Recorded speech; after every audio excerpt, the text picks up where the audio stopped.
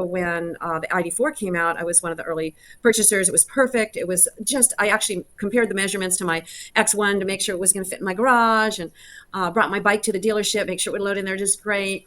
And, then I drove it, and I was really pleasantly surprised at what a nice driving experience I had on the test drive. And I pretty much bought it right away. I didn't shop around for anything else. That was it. I don't have the first edition, so Judy has a longer driving experience. I got the all-wheel drive, so mine was delivered in December 21. Volkswagen tried to upsell me into the first edition, but I would lose four-wheel drive and I would lose my red color, so those were like no-goes for me. So I just waited it out.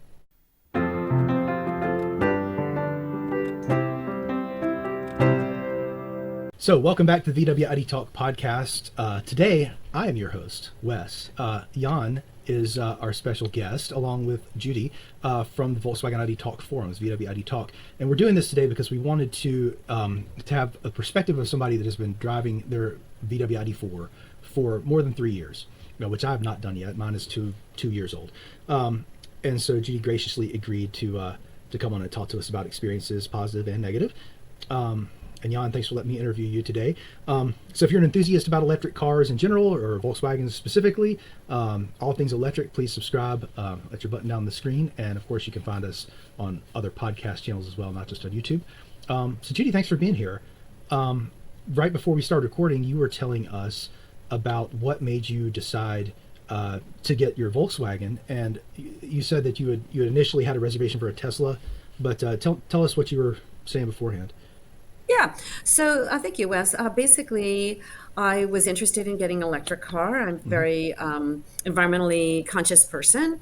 And so it was important for me to kind of, try to reduce my fuel consumption. So I had put a deposit on one of the early Teslas, but it took an awful long time for them to bring that out and roll that out. And by the time they called me up to actually go in and purchase one, I went, I test drove it. And I didn't really care for the space that it had. I'm a cyclist. By that point, I had gone from a BMW sedan to a BMW X1, the little hatchback, and I liked being able to load my bike into the back from the hatchback. And I thought, I think I'll just wait until something that I really like the body style a little better came out. And so when the ID.4 came out, I was one of the early purchasers. It was perfect. It was just, I actually compared the measurements to my X1 to make sure it was going to fit in my garage, and brought my bike to the dealership, make sure it would load in there just great. And, then I drove it, and I was really pleasantly surprised at what a nice driving experience I had on the test drive. And I pretty much bought it right away. I didn't shop around for anything else. That was it. That's about how much time I put into shopping for my ID.4. So I'm not a tech savvy person like you two. Yeah, but you don't have to be to appreciate the way that a car drives. And and I think that's one of the things that Volkswagen really got right with this, is it's a great car to drive. It is. I really loved when I just getting into it, the gear selector mechanism. Some people say it's silly. I thought it was brilliant. You go forward to go forward and flip it back to go back, and it's smooth. And it's funny you decided not to get a Tesla. I mean, I know Tesla's politically charged nowadays, but it's kind of ironic. I credit Tesla with being able to buy my electric Volkswagen because of Tesla. They kind of pushed the market forward, and so I was able to buy a Mach-E electric Ford, and it's my first Ford ever, and an electric VW, and this is far from my first VW. But Jan, I think most of us listening to this podcast, we all have electric vehicles or are interested in electric vehicles for similar reasons. But Jan, what attracted you to electric cars and to the ID in particular? Well, for me, I feel like it was more the technology, because I felt like I already had different gas engines, and I wanted to have some like newer technology. I somehow, somewhere back here, I felt like, well, the V5 that I had in the 2.5 liter Jetta, it was a pretty nice engine, and going back to like the 4-popper engine, I felt like that's not what I really want to do. And I actually fell in love with the design and the style when they pre-announced it years ago, before even we were able to reserve. It was called ID Cross, and I had that picture on my phone, and I was telling everybody, like, people were asking me, "What's your biggest dream on your next car?" I'm like, "It's this car," and they were like, "What is that?" It was not even announced officially.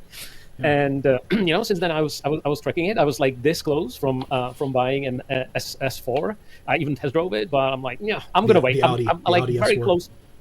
Audi S4. Yeah, I was so close to it, and I was also exploring some Hyundai's or Genesis. They had a B-turbo, and a very, very nice car, sedan. But I actually waited, and I'm glad I waited. And I got my. I don't have the first edition, so Judy has a longer driving experience. I got the all-wheel drive, so mine was delivered in December 21. Volkswagen tried to upsell me into the first edition, but I would lose four-wheel drive and I would lose my red color, so those were like no-goes for me. So I just waited it out. I feel silly, but I care a lot about the color too. I've got a really light blue, but I went to UNC in North Carolina, and that's our color. So no, that's great. And the ID.cross is what they still sell it under that name in China, right? That's how they call it, in China. Yeah. I love the design of it as well. I don't think, yes, it's a crossover, but I think it rides low like a car. And Judy, you had mentioned earlier that you had wanted a hatchback. What attracted you to hatchbacks? Well, the space, the ease of loading from the rear. I guess you call it a crossover. I call it a hatchback. So a crossover style, which as I said, I was driving BMWs for my last few cars. I always drove a stick shift. My whole life I drove a stick shift. I drove what I call a real car. A real BMW, My whole life until I bought the X1, because they didn't make the crossover style in a stick shift. I couldn't get it. So that car previous to my ID.4 was the first car I drove really regularly that wasn't a stick shift. But I enjoyed having the space. I enjoyed the ease of loading things and the size. It wasn't too big. In my garage, I really enjoy parking a vehicle in the garage. That's important to me. So, when my husband and I have a 2-car garage and we want to fit 2 cars in there. So there you go, Yeah. So I like that, that size. It's about function for me. And I know you guys are more about fashion. Guys are like that. Well, that's not necessarily true. I love the way it. I know. I didn't hear it about us as guys, but car fashion. Well, you two were saying how important it was for you to have the right color. Well, it's funny because what I Okay. found out recently, and I think we're going to do an episode on this, is there are these great shops that can do vinyl wraps on your vehicles, and you can just buy whatever color you want and wrap the whole thing. And you can't tell that it's a wrap in a lot of cases. The colors are so maybe you don't have to wait for your dream color. But it's funny how much more functional. I have the flat gray. Yeah, I have the matte gray. That's and what is it a lighter gray or the darker gray? It's the light gray, the matte gray. Mm-hmm. Yeah, nice. We had ordered that one, or something in a similar color to that, and then it took them so long. I think I reserved mine in early 2022, and so by the time mid 23 rolls around, and I saw they had this Arctic blue color, I was like, okay, that's what I'm getting. But I would have been happy with the gray. I was happy with the car. I like the way it looked. But it's funny because in the United States, people haven't really gravitated toward hatchbacks as much, and I think finally with the crossover, people are kind of getting why it's better. I mean, everybody has the huge SUVs, but my sister-in-law got one of the little BMW i3s, the small battery car, and she's like, "Wow, you really kind of converted me to hatchbacks. This is so much more useful, even though it's a small car." And they did a really nice job with it. It's funny. I find it has even a little more space than my BMW did. Just the design of the interior. It's just a little more spacious and enough more that it makes a difference. It's very nice. Yeah. Well, so that's a good segue. So what are your favorite things, I guess, first about having an electric car, but then second about the ID.4 specifically? Judy, what do you think? Jan, you want to go first or should I go first? You go first, Judy. Okay. Well, first of all, aside from when we take our camper van, which is a gas car, I haven't been to a gas station and had to pump gas in over about 3.5 years. It's real nice just to drive past all the gas stations. So obviously, I love that. This car, as I said a moment ago, I like the roominess of it. It's spacious. It has a really, really nice turning radius. This has the best turning radius of any car I've ever driven. It's super handy. It's amazing how handy that comes in, parallel parking. just making, illegal U-turns, all that kind of stuff. You can just whip it around real quick. You don't have to do a 3-point, just in case somebody's coming. It's got a pretty good range. Now, obviously we can talk about that in the positive and the negative because the range has decreased over 3.5 years, but it's adequate for me. And that's obviously something super personal depending upon how you use your vehicle. But for me, the range is good. It's good enough. What else do I like about the car? Those are the main things. Yeah. Those are the main things I like about the car. But those could apply to really almost any electric, except for the turning radius. The ID.4, like mine is a rear wheel drive also, and I love that. I do the illegal U-turn thing as well. It's great. You can just, on Whip a it 2-lane around. road, you can turn. So, well, Jan, what about you? What is your? I guess we know why you wanted an electric car. What drove you to the, or what are your favorite things about the ID.4? Well, the favorite, I really liked the interior, the design and the quality of the interior. I was quite pleasantly surprised. I have a friend who wouldn't sit in anything else than Mercedes or AMG. He's German. He has a high quality standard, and when he was a passenger in my car, he's like, "This is the nicest VW I've ever been in," and I totally agree. So that's beautiful, and I also love, as Judy mentioned, that I don't need to go to for the gas, but it's more of a it's very convenient. I just come in home, garage, plug in, and I don't have to worry about anything. But I think third thing what I like is the quietness, and this was I'm really experience this every day when I drive from work. I turn off the radio. I don't listen to much music, which is ironic because I've upgraded my audio, but I enjoy the quietness, and it almost like settles my mind after the busy day at work. That's the beauty for me, and also paired with the automated lane steer and they call it ACC, the cruise control, adaptive cruise control. Thank you. Yeah. It's just almost like not worry free, but I can relax more than in any other car. It just helps make it less stressful when you. Yes. Yeah, that's great. Sure. So, Judy, one of the things you mentioned is you've noticed the range decrease over time. How serious of a decrease has that been? Like 10%, Sure, and 20%? I know this is like a big issue for most people and something that probably a lot of people want to know. When I bought the car, I drove it off the lot. It showed that it had a range of 270.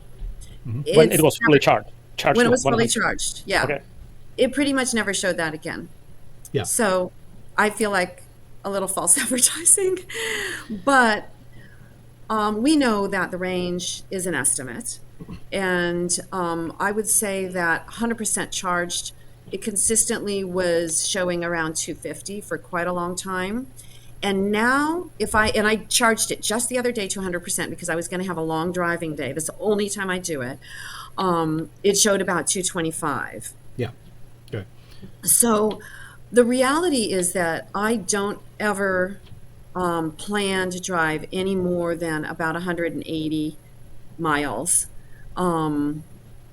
because you get range anxiety. I think everybody does. I definitely do. If I'm getting low, I know if that's just an estimate and I've got to go uphill, for example, as opposed to downhill, it's gonna not even give me that many miles. So, but I've driven it into my garage at as low as 10, which is like very stressful. Very stressful. But normally when I charge to the 80%, it's showing me around 175-ish, 170 at the 80%. So I'll go 90, sometimes I'll go 100 if I know I'm going to have a long driving day. And as long as I plan, I'm fine. Yeah. I haven't used public chargers for quite some time because they've become very problematic. When I first got the car and I didn't have a level 2 charger at home, I used them all the time. No problem. Everywhere they were empty. Now every time I go, they're full or they're broken. And so therefore, I almost can never get into one. I haven't, and it's not fair for me to say almost never because I really rarely even try it. Right. But I had range anxiety, I don't know, a couple months ago when I stopped at a charge thing, and it wasn't even worth it. There was a wait, and I just said, you know what, I think I'm going to make it home. So Well, in And I California, did. you're kind of a victim of your own success over there with people getting EVs, and everybody's getting them, and the shortage in chargers. And I guess you haven't used public chargers enough to notice a difference. My experience recently has been that they're working most of the time, which wasn't the experience 2 years ago. And I mean, I still run into the occasional broken charger, but I did pull into my driveway once at 0% charge. Ooh, So you got me beat. my wife was not pleased with that, but I was like, oh, we're good. We got enough. But also, I wonder, so you're near more northern California, right? So, No, I'm near San Diego. I'm oh, Southern San Diego. California. Oh, I'm sorry. I was going to ask about the weather and if that affects, because on the forum they call that the guessometer, the GOM, and when the temperature gets colder, it's and sometimes it just says crazy stuff, like I'll be at 80% and it says 120 miles. That's ridiculous, But once you get it warmed up and start driving it, it's different. But you're not often taking road trips where you're driving it, 220 miles to see how much it can really do that without charging. Right? I took it on one road trip, and I won't do it again. Really, I don't think. We have another gas car. My husband drives that, and we have a camper van. They're both gas. Knowing like that, the times that I've recently had to stop at charge stations. Now, let me clarify that I've only used the Electrify America charge stations. Okay. So maybe it's issues with their charge stations, but they do frequently seem to not work well, be broken, or be full, or some combination thereof. Yeah, I think that's a combination of they were really one of the least reliable for a good while, and they only put 4 charging stalls in a lot of their charging locations. You come up to a Tesla Supercharger and there's 10 or 20 charging stalls, and an EA station would have just 4. And of course, if 1 or 2 is broken, well, that's So that really goes. maybe the good news is that we will have access to Tesla supercharging sometimes around the summer. So I think that's a They're good saying news. June So or July at this point. And summer. how I would will, use summer. Sorry, how go will ahead. that work? Will there be an adapter that we'll have to purchase, or Yeah. they have adapters there, or? Volkswagen is working on an official adapter. Yeah. And then there are superchargers that also have the adapter built in. And so it knows what car you're going to charge. And when you pull the plug, it either gives it to you with the adapter or without the adapter. It's very smart. I think Those are few and really far between, though. They don't have very many of those stations. They don't have very many of those, but if VW has the adapter, then we would be able to charge anywhere. And I already tried it in Europe. There were some challenges because of the charge door placement, but that's something that isn't great either. But so it's not like brutally great news, but I think it's like a great news that, hey, there is, for peace of mind, right? Yeah. We at least have another place to go. Well, in August, we drove our ID.4 to Orlando and back from Central North Carolina, and I found that Orlando, Florida, and I found that our bladders were more of the limit as a family trip than the charging was. I mean, a couple of times we got down to maybe 15%, but we did what you said, Judy, and planned it. And it, coming from Central North Carolina, I said, well, we'll stop in Florence, South Carolina, and we'll stop outside of Athens, Georgia, and we'll stop outside of Jacksonville. And each time we were going approximately 200, maybe 220 miles. I charged to 100% before we left. We would get down to 10 to 20%, and then charge up to maybe 90 and get back on the road. And you take your lunch break, or you take your dinner break, or whatever. Right, and so and I was having to go out to the car and move it before we were done eating, of course, because I didn't want to block the charger for someone else. I mean, it wasn't as stressful as we thought. There was only one, but it was the problem of only 4 charging stalls at most of these Electrify America locations. Only one of them was out of order. And then our hotel, we got down outside of the cruise port where we were going, and they had a destination charger there that I could have used, but I cheaped out. I was like, well, I can charge for free at Electrify America, and of course that's the one that was broken. So then we got back from the cruise, and I had to sit there for 35 minutes and charge before we were able to leave for home. So That's the price of free. The answer, dads, don't Now, cheap out. I'm past my 3 years free charging, so Yeah. if I use one now, I do pay. But again, I use my car locally and plan my trips out, so I don't really have to go to charging stations. I charge at home virtually 100% now. Well, I And think how that's- much? Yeah, go ahead. I'm how sorry. much does your car has on odometer? Just to estimate how much you're driving every year. Do you drive more than 10,000 miles a year, or Oh, I should have come with that information. I could go to my garage and look. I think that I'm about 50,000 miles or 50,000? so. Wow. Okay. Pull up your app and check the My VW app. Yeah, and see it's in the Is it in there? my VW, but that, yeah, plus minus. So 50 It because is. mine is I am on 18. So people are laughing at me that I'm not. You're Oh, really you don't car drive as much. right? Yeah, yeah. But that's perfect though for what you said. Being able to drive, be able to charge at home is the perfect use case. And that's one of the things when people are asking about EVs. I was like, Yeah. well, if you can't charge at work or home or an apartment complex, then maybe not yet, right? But I think the biggest shock when I bought the car and I didn't have a level 2 charger at home was the difference between going to a gas station, putting the gas nozzle in, and within 5 minutes you're filled up, right, and having to go to Electrify America, fiddle around with the app, try to get it to work, yeah, get the thing plugged in, and maybe be on the phone with the tech support, which Yeah. the first 5 times I couldn't figure ridiculous. the thing out. But then having to wait another half hour or so to get Yeah. your charge in there, sometimes longer. Yeah. So that was a big shock. Yeah. But The home if charging you can makes all charge the at home, difference. now it's great. Yeah, Yeah, and I would also say that we were the early adopters, right? Because that literally was the first generation of the Electrify America chargers. So I'm hoping that it could get even better. Now there is another new charging network that is being built in America, Iona. They have a couple of charging stations in close to US. No, is that the joint venture that like Mercedes and Honda? Yeah, many. There's Okay. like six Hyundai, Toyota, and many others. So yes, and Okay. I feel like that's it. So it's gonna get better for sure. Yeah, and Electrify Yeah. America has already gotten a lot better. Yes, yes, because particularly. they literally had to change their chargers. They literally had to Yeah. change the vendor, the provider of the charging equipment. So Yeah. it must have been some brutal amount of money that they spent on this. I can't even imagine. But Jan, both you and Judy do not have the plug-in charge capability. Is that correct on your We cars? don't. No. Okay. No. They What rolled do you that mean the out. plug-in? What do you mean? What do you, I love it. It means what it sounds like it means. So for owners of 2023 and later models, and mine is a 2023, if you set it up in your Electrify America app, you can drive up to Electrify America and plug the cable in, and it charges.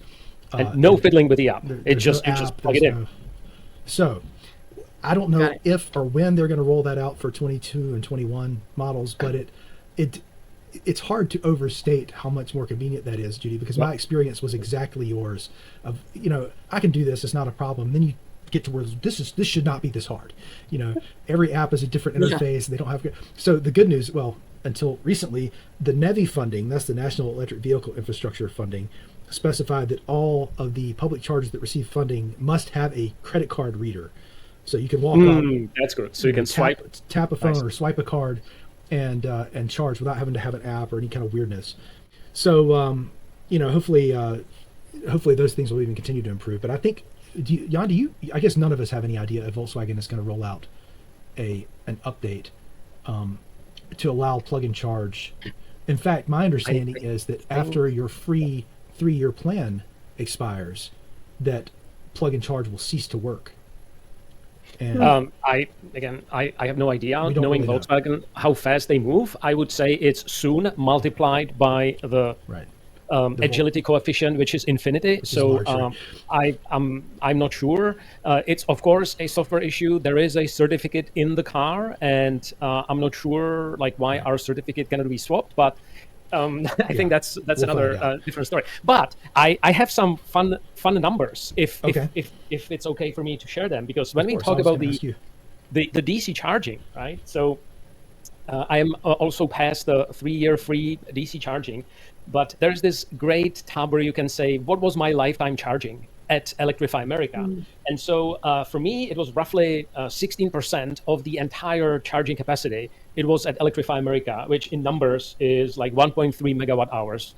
To those that these numbers mean something, but EA says that I've saved $560 throughout, and it was 50 charging sessions. So you see that I haven't charged it much. I was mostly like 84% of my charging was AC charging. Yeah. Interesting. Yeah, and we first got our car. I spent probably a month to 6 weeks where we were looking for public level 2 chargers, parking lots that would have the short one, and getting like an hour or two of charge at a time. It was honestly pretty stressful because there weren't any high-speed chargers around here, and even though local parks would have them, but trying to do a little bit at a time. So we knew we were going to get a level 2 charger installed at the house, but that's a game changer. What you're saying, like not having to go to the gas station, but really you're not. Yes, it takes 6 or 8 hours to charge, but you're not standing there by the car waiting for it to charge. You're inside, having dinner with your family or watching a movie or whatever you do, and you wake up to a full tank every day. And so that experience, as long as your home charger works properly. Well, and you mentioned that you had, I've seen that you were mentioning that you had some challenges with scheduling the charge, right? Because technically that should have been already working on the version 3 of the software. So first assumption is it okay? Has your car been updated to in the shop to the version software 3 or something? This happened like 2 years ago. Do you recall? I do have the latest update, except for the most current update, which I'm taking it in tomorrow for. Oh, nice. Okay, good. Yeah, with the door handle fix. Oh, Jan said, "Do you recall?" Do you recall? Yes, however, do I recall? That's tomorrow. Great. You're doing your recall. Good one. I got it. Sorry. I love it. No pun intended, right? So, let me just say that I don't know if the car timer is now working because I started using the timer on the charger itself and have done so ever since I figured out how to do it, and had to get on tech support multiple times with my now best friend in China on video calls to get the whole thing working right. But I have an app with my timer called We Charge, and I just use that app, and I have that set up to start at midnight, because the way that the plan that I'm on here, that is the cheapest electricity, works is that from midnight to 6 a.m. is super off, what they call super off peak hours. However, it's SDG&E, yes, and you have to pay $16 a month to be on the plan that gives you the super off peak hours. Wow. I also have solar, so it might not matter if I do the super off peak, but I do it just in case I go over, and it's just easy to set it up. I plug it in, I come into the house, I open my app, and I just say schedule, and it hits it to not start until midnight. So therefore, in answer to your question, Jan, I do have the most recent update. Whether or not the timer through the car works, I don't know, because I haven't even tried it. Yeah, you haven't tried. I tried it on the version 3, and it works. At least in my case. So I'm sure in your case it would work as well, because we pretty much have the similar hardware of the car. So yeah. So Jan, how long did you own your car before you had your home charger installed, or was it right away? Yeah, well, I'm nuts. So I had my home charger before I had my car, and of course you did. Don't ask. So it was Black Friday, and I'm like, well, I'm getting sometime my car, so I got the charger, the Grizzle E, that we spoke about in one of our episodes. But I installed it from day 0, and I must say, I was originally kind of intrigued to use the DC charging, right? Because it was free. But then I realized what a nonsense it is. Well, maybe it was more logical for me as I was moving from the gas car. So kind of like going to the pump was something like this urge that, but yeah. It's a paradigm shift, isn't it? A 20-cent shift, we call it, because that's the paradigms, and how you use your charger.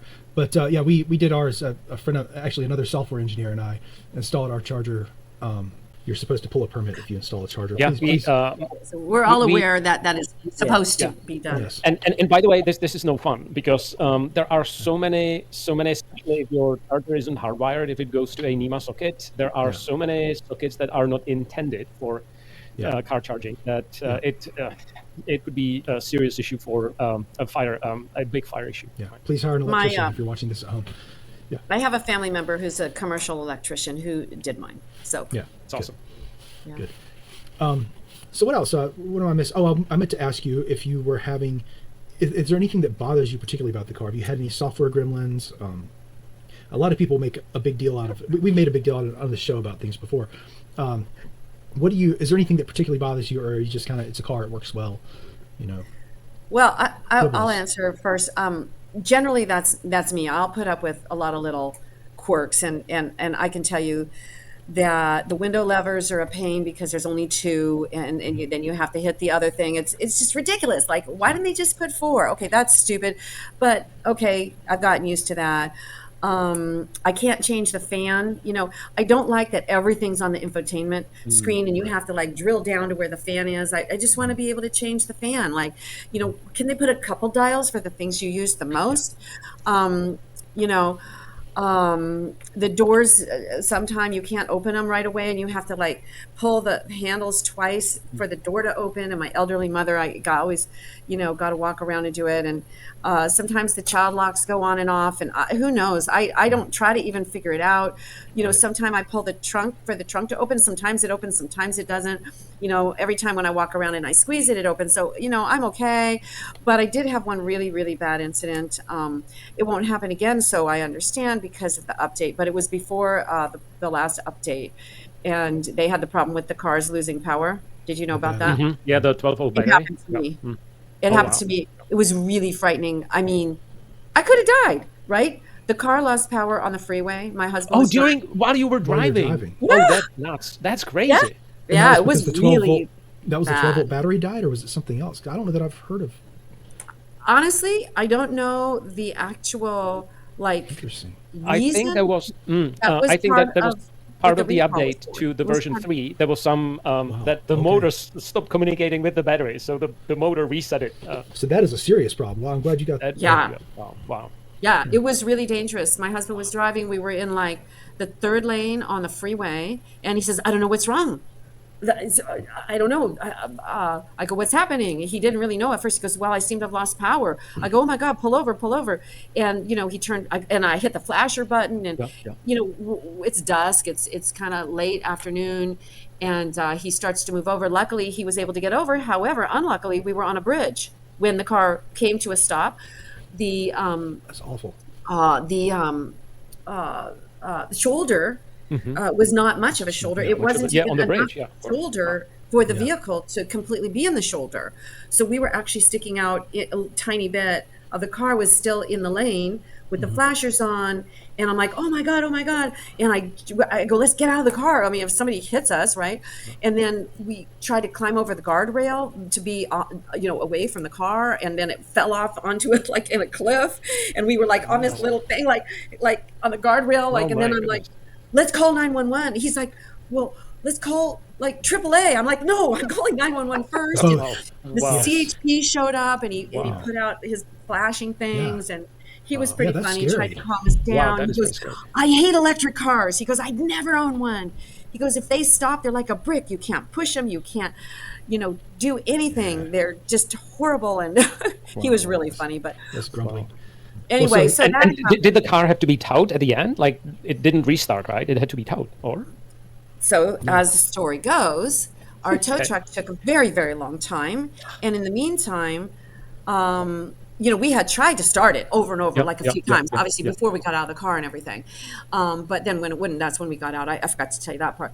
So the CHP, he gets in the car. He goes, well, I'm going to try to start it. I go, oh, we've tried it. It won't start. He goes, how do you work this thing? And I get in and I show him, and it starts. After it's probably been a good half hour. Okay, Yeah. bus sleep. That's the Yeah. solution. Bus sleep. And then it actually started. So we called off I'm like, well, do we trust it? Do we actually drive it? Like, or is this going to happen again?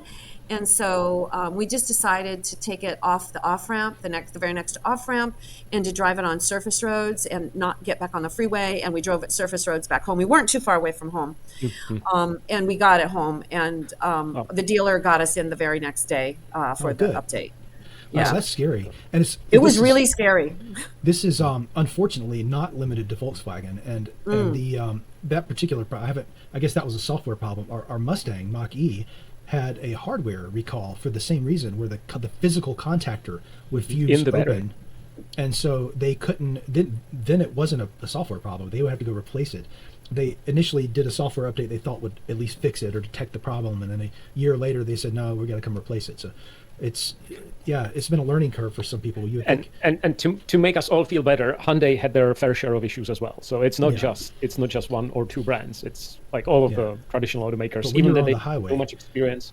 Yeah, that's very bad. Because most of it, I've actually had two other incidents with the car, not the power loss, but two other things happened with the car that have been very, very frustrating. And I might just share them with you out of interest. I don't know if you've heard of these issues, but one of them was my husband was backing the car out of the garage, and it's very, very tight, and it was very close to the the edges of the garage door, and it just got, I think it has to do with the sensors. I figured out later, but if the sensor thinks you're going to hit it, it just stops the car very, very suddenly. It's called maneuver braking. It just slams the brake that violent. Almost breaks your neck. Yeah. Okay, so this happens, it's right? A feature. And then, it's all Volkswagen cars. Okay, well, it was terrible. Actually, at the time, I said I'm getting rid of the car, but it hasn't happened since, because it took maybe a half hour to get the car going because really? I couldn't. Finally, he climbed out the car the other way, and I got in, and I tried to turn it this way, turn it that way. It wouldn't go forward. It wouldn't go in reverse. It kept thinking it was going to hit. It was stuck in this It was stuck there. We didn't go. Yeah. So just it took over, I would say, over a half hour and a lot of cussing. Well, that's what fixed it. Is the cursing? Yes. But so just disable for future it. tip, I was going to say the same thing Jan was going to say, which is that when the backup camera comes on, there's a little gear icon in the bottom right that you can click on settings, and you can disable maneuver braking, and it will turn that off.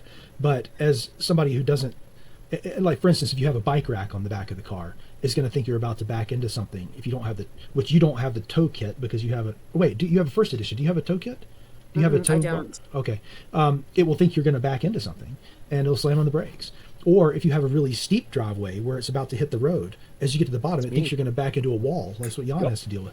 So it's most of the time it's fine, but until the time it's not, and then your car can't move. So I know this, and Jan knows this, but as a consumer, I didn't know what to do. No. How would you? Exactly. It hasn't happened since, but it's something that I should know. Yeah. What to do. Yeah. And so what we'll do, we'll link the video where we talk about exactly this feature. Great. I would like that. With my wife in the car. So it was my wife and the dog, and we were backing up, and then we both almost what's happening? And we were right on the threshold of the driveway because the slam on the brake is I thought we hit somebody or something, but no, it's just the car decides to stop. So yeah. So the second thing that happened that was kind of ruined my day, shall we say, is that I started to head out somewhere, and there was a beeping that wouldn't stop, and it kept going. It was like an alert. So the rear door were not closed. Well, I thought maybe that's what it was, but then of course I stopped and I checked everything, and no, it wasn't a door open or anything. Well, I was on a real time crunch to get to where I wanted to go, and it wasn't affecting the driving. The car was driving fine. So I kept driving, but it was very much worrisome. And I got on the phone as I was driving with I tried to get a dealer on the line. I'm like, my car just keeps beeping and I'm driving and I don't know what to do. What does this mean? Is the car going to do something weird? And nobody knew. I couldn't get to anybody. And just before I had to get to my meeting, which was about, 40 minutes away, I had to stop to use the bathroom. So I did. I stopped at a gas station or something. And when I came back out and I started the car up again, it resolved. Oh, busted. But I literally was on the phone for that whole half hour, panicking about this noise. And I still, to this time, don't know what it was. Was it beep, beep, beep, beep? Or what was the noise? It was a constant beeping. I still tend to think it was some kind of a sensor. Maybe there was dirt on a sensor, and I don't know how to resolve things like that. But it wasn't a seatbelt chime, or no. There was a weight in the passenger seat. But no. I know how to troubleshoot that stuff. I feel like we're on Car Talk here, where we're asking you to make that sound. But it hasn't happened again. Yeah. Well, geez. What I was going to say was kind of related to this, but I think so. You're a person who runs a wealth management firm. You invest in environmentally responsible things. You have solar. You have an electric car because you care about the environment. So you're willing, I think, to put up with a lot of things that the average car buyer, I'm not really joking, that an average person would not be willing to put up with because you care about doing this for social reasons. And would you agree with that statement? I mean, I am. I would just say I'm not a tech savvy person, Right. and I like the car. I like driving the car. Yeah. And when these things happened, what was I going to do? Get rid of the car? I mean, I thought about it. I looked up Kelly Blue Book and everything. I did. Yeah. I thought about it when I couldn't And back that out. changed your mind really quick. you saw the value. It's like, yeah, I guess I'll keep. But I'm also like a super busy person, and I just Right. don't have time to deal with getting another car. Like to Yeah. me, the car is great otherwise. So if it doesn't happen again, I'm perfectly happy. Yeah. That's Okay. all I care about.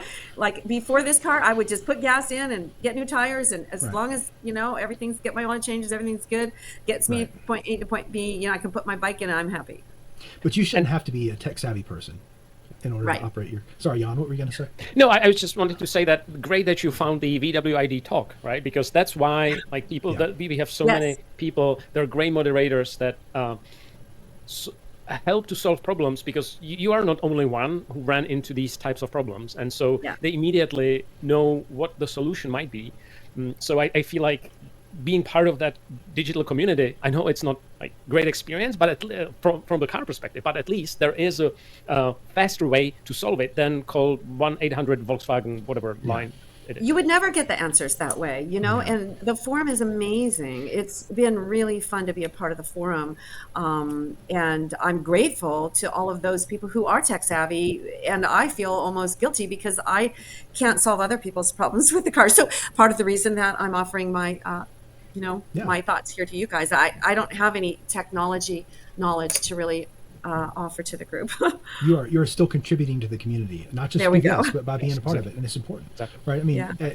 and next you'll be able to help somebody in the future with knowledge you get from that, I think too. So it's, and part of it is EV evangelism too. I mean, I'm even sort of an early adopter, willing to put up with things.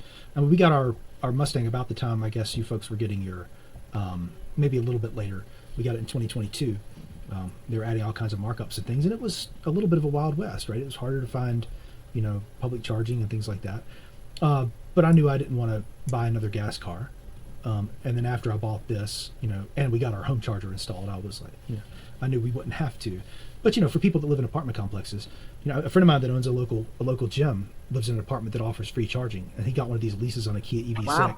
But he's paying, I don't know, a few $100 a month with a nice Kia GT, and he free charging Oh, at the home. GT. Nice. But if you're in an apartment or a condominium or a big city and you don't have home charging or charging at work, it's really not a great. You still really can't get an EV. I wouldn't recommend anybody agree. get one. Yep. If you can't. I agree.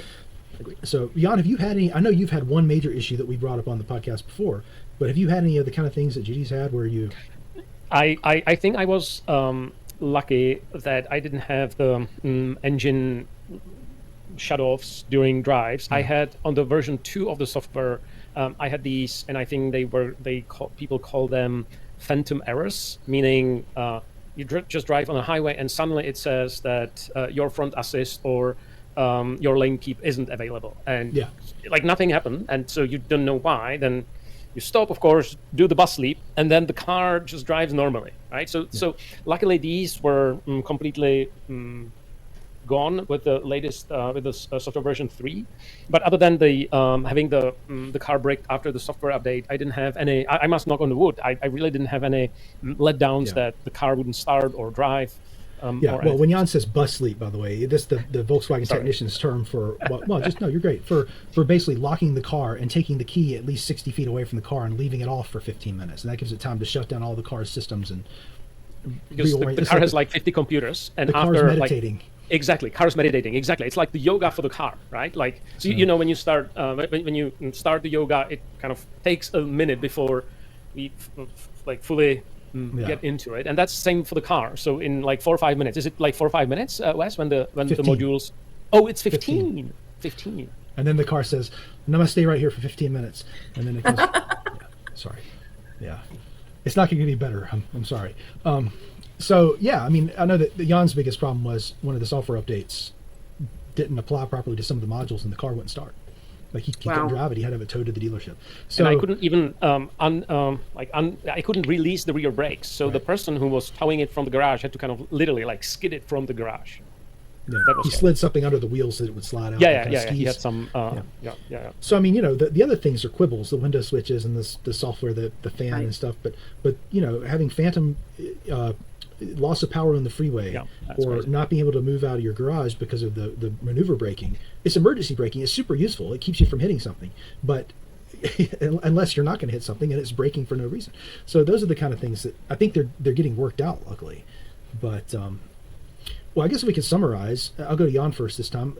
I know what my answer is, but Jan, if you're buying another electric car, would you buy the ID.4 again after 3 years with it? And would you buy the same model, or would you wait for a new one that's got the Tesla connector? Or well, you know me, I'm crazy enough, and I would get the ID.7, maybe the Tourer. Yeah, that almost was my dream car, like same red color, 4-wheel drive, ID.7. Yeah. The Tourer, which I guess is European for station wagon. At the very end, station wagon. Yeah. Okay, but you would get another Volkswagen, knowing what you would. I would strongly consider either the EV6 Kia or Hyundai. I had reservation for EV6 for Kia, but hearing those issues, being able to drive those cars as well. Yes, the 800-volt architecture has some pros, but from a interior design, and of course, you know me, I want to work on the car. I want to do my retrofits, and these retrofits. So Judy, what we are trying to do is there are some features that are offered in Europe that are not offered in the US, and we are retrofitting these things in our cars. I don't even know what an ID.7 is. Oh, it's like an electric Passat, pretty much. We'll put a picture when we edit this. But yeah, it's like the size of a Passat. It's a sedan. Yeah, and they were going to bring it to the U.S., but they decided not to. Yeah. And in Europe, it's available also in kind of a hatchback. It's basically a cooler-looking station wagon. Yeah. But so that's my take. I would probably wait for the next generation car. So I would probably wait for the refresh of the MEB platform. That's the platform that our car is built on, or look into premium platform electric, which is something that Audi and Porsche built together. Okay. How about you, Judy? Knowing what you've dealt with now that they're kind of fixed, would you do it again? Yeah. I enjoy the car. Every day I use it. I love it. It's great.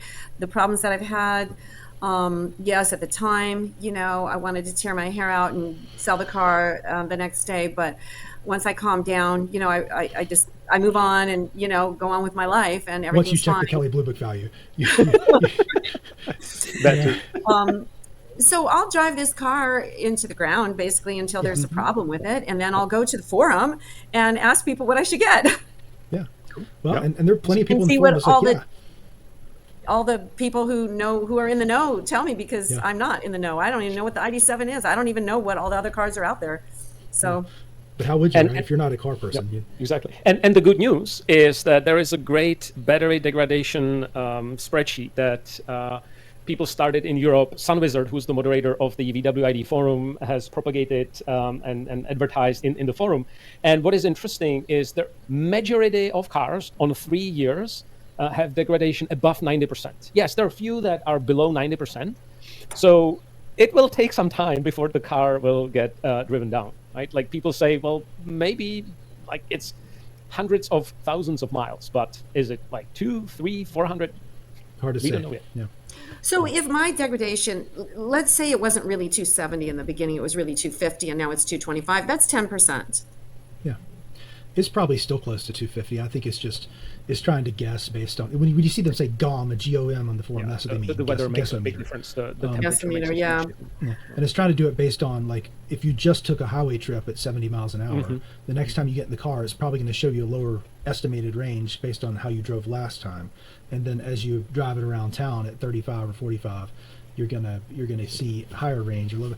It's hard to, without actually doing the drive it until it shuts off test, right? You don't really know what charge it to 100% and literally drive, and have somebody follow you that can tell you when it cuts off. And then that's how you know what your range is, and nobody wants to Who's going to do that? Nobody's going to do that. So, as a question to you two about the battery degradation, does it tend to be a kind of a straight line over time, a straight line over miles, or does it tend to like drop to where it degrades less at the beginning and then more over the years, or how does that curve actually work? Well, what I've read is that it drops a good bit at first, not a lot. It drops within the first 6 months or so, several percentage points, and then very, very slowly after that. Is that what you recall, Jan? Yeah, Okay. exactly. I have to look that up to know. Yeah. If I've had, let's call 10% degradation over 3 years, over the next 3 years, I might have 5%, is what you're saying. Yeah. Or less. So that's really good. Okay. Or I less, didn't know that, and that's good information. Yeah, I think you might have had 5 or 6% over the first year, and then another 3 each year after that.